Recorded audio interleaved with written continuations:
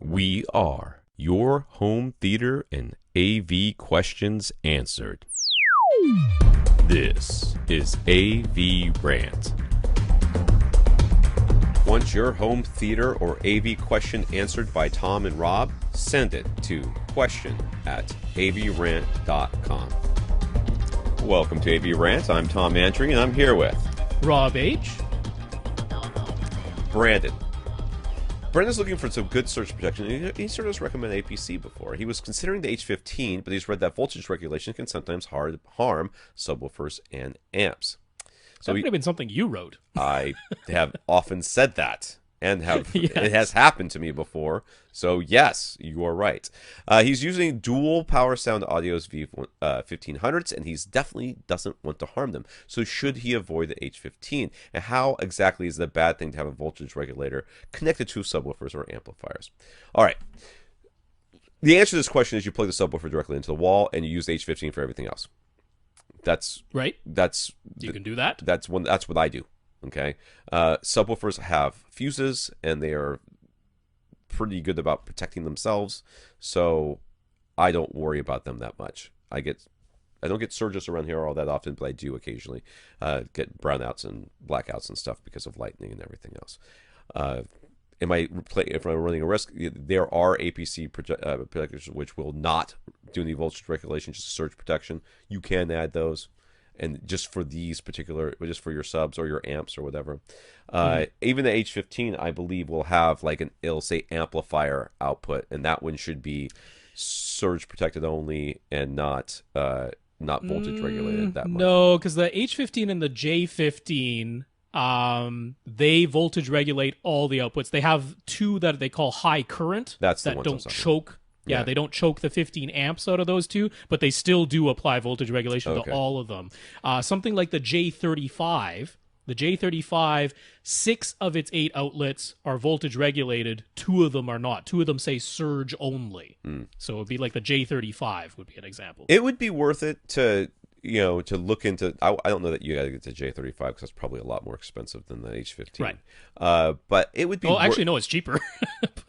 And it gives you batteries. Oh, really? How much is that? Because I got an H15. I didn't think it was that expensive. I thought you had an H10. I have an H10 as well. That's at my parents' house, but I have an H15. I'm looking at the H15. Is that H15? It says H15. Yeah.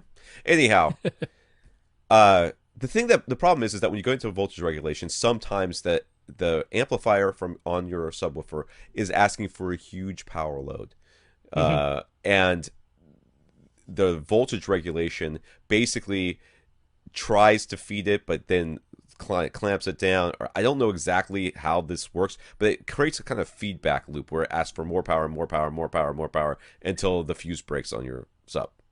You can blow the fuse on your sub, and that's essentially what happens.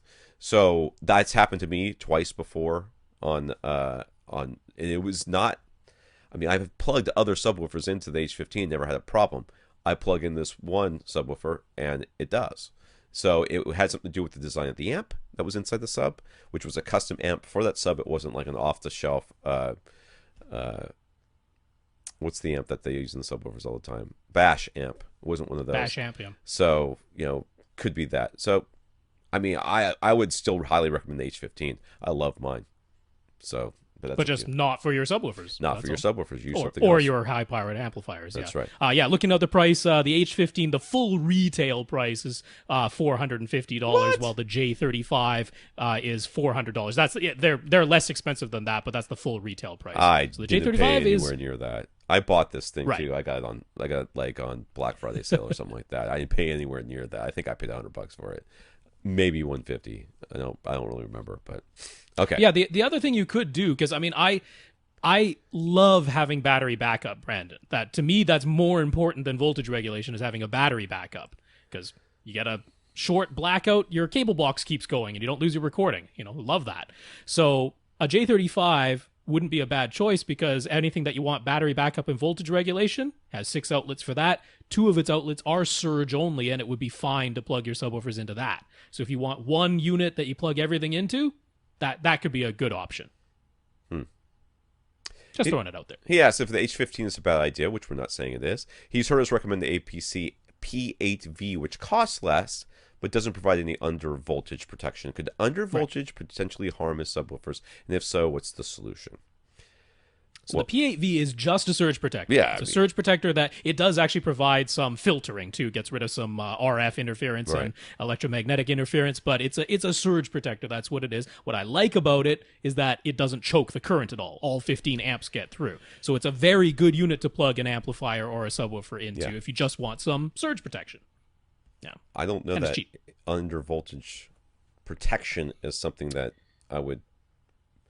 I mean, right, a voltage sag. I mean, I've watched my thing. I've lived in 3 or 4 different houses, and I've never seen it sag more than like 4. So it's supposed to be 120 volts, right? It's like 116. Seen it going up to 122, 123 a couple of times. So I mean, I don't know that this is something you need to worry about, like literally at all.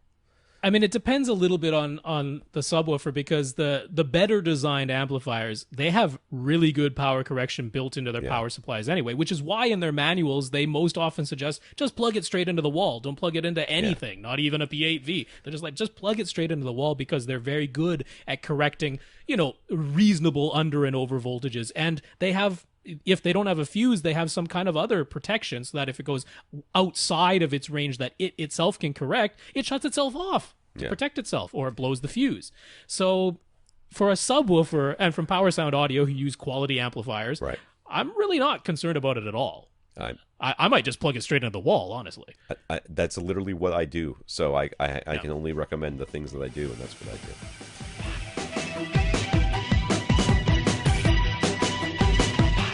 Want your question answered? Send it to question@avrant.com.